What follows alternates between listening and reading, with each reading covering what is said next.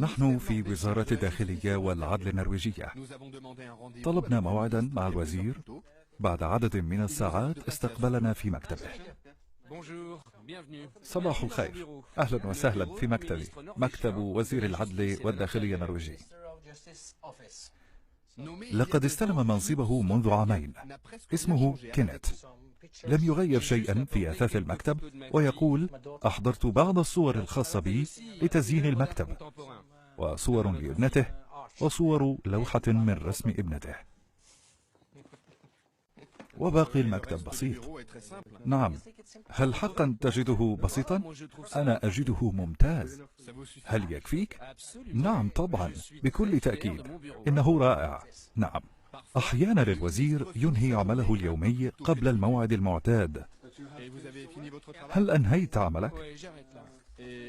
كم هي الساعة الآن؟ لا تقل لرئيس الوزراء إنها 3:15 بعد الظهر. إنه وقت إحضار أطفالي من المدرسة والحضانة. بعمر 42 سنة، السيد كينت من أحد أهم وزراء الحكومة. 20,000 موظف يعملون بإمرته في الوزارة. هيا بنا لنذهب. ومع ذلك يغادر بمفرده دون مرافقين. يلقي التحية على بواب الوزارة في انتظار وصول سيارته، أو بالأدق إحدى السيارات التابعة للحكومة، حيث لا يوجد لدى الوزير سائق خاص بعينه. إنه يتقاسم السيارات مع زملائه الوزراء 19. يغادر مبكرا لإحضار أولاده من المدارس، ولا يزعج أي مواطن في النرويج في طريقه إلى المدرسة. الحضانة لابنته على بعد خطوات من منزله في حي سكني هادئ في أوسلو. والسيد كنيت يسكن في أوسلو قبل أن يسمى وزيرا في الحكومة. ليس واردا في حسابه أن يحصل على شقة سكنية لوظيفته كوزير. مع زوجته وعائلته يسكن في هذا البيت الصغير. والسعادة الغامرة لديه عندما يعود إلى بيته لتحضير وجبة الغداء. مملكة النرويج دولة واسعة، عدد سكانها يفوق 4,600,000 نسمة. دولة نظامها السياسي برلماني الذي بمقدور المواطن فيها مساءلة وإسكات النائب أو الوزير النرويجي. وهي دولة غنية بالغاز والبترول، ولكن النرويج أيضا دولة متشددة بشأن المال العام، والشفافية المالية مسلم بها، وتعتبر من المحرمات في السلوك النرويجي. وهذه الدولة دولة العدالة. هذه السيدة أفا جولي قاضية فرنسية نرويجية تعمل في أوسلو، ومنذ 5 سنوات عملت في فرنسا على قضية شركة ألفا، وأدانت العشرات من مسؤوليها في هذه القضية. ونصحت الحكومة النرويجية للعمل ضد تبييض الأموال لديها، وهي هنا في أوسلو. جولي مشهورة، ومع هذه الشهرة لا تعني لها شيء.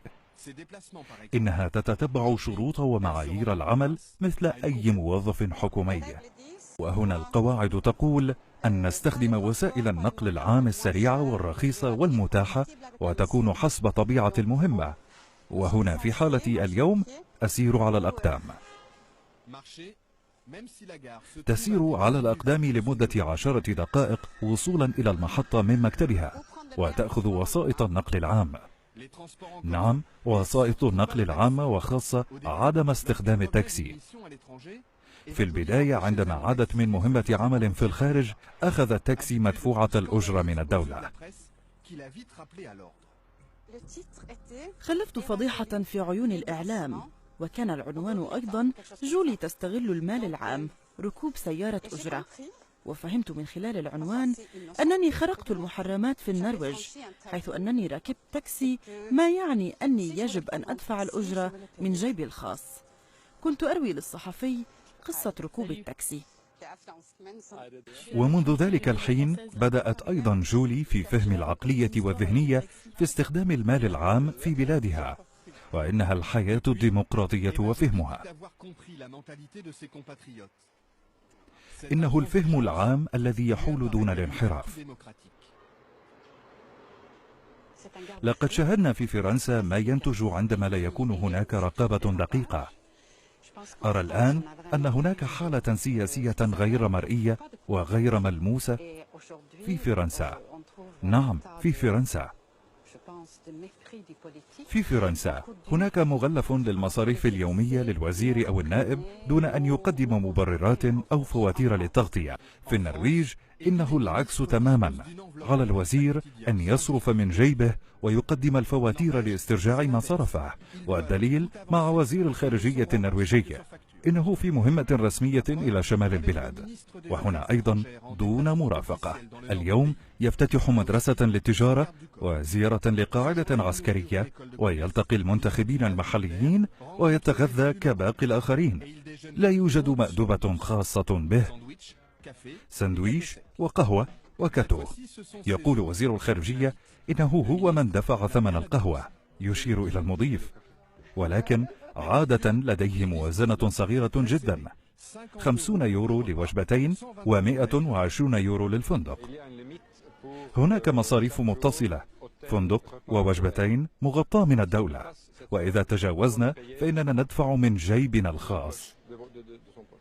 مساعده يحتفظ بالإيصالات والفواتير لسيارة الأجرة لأنه يعلم أنها مطلوبة منه. في رحلة العودة في الطائرة يصطف الوزير كباقي المواطنين ليحجز في الدور والطابور. ليس بالضرورة إن كنا وزراء أن نكون مختلفين، يقول وزير الخارجية، إن ذلك خطأ وخطير. بالعكس، يجب أن نكون مثل الآخرين من المواطنين، نعيش مثلهم ولا نختلف عنهم. يجب أن نتقرب من عيشة المواطنين.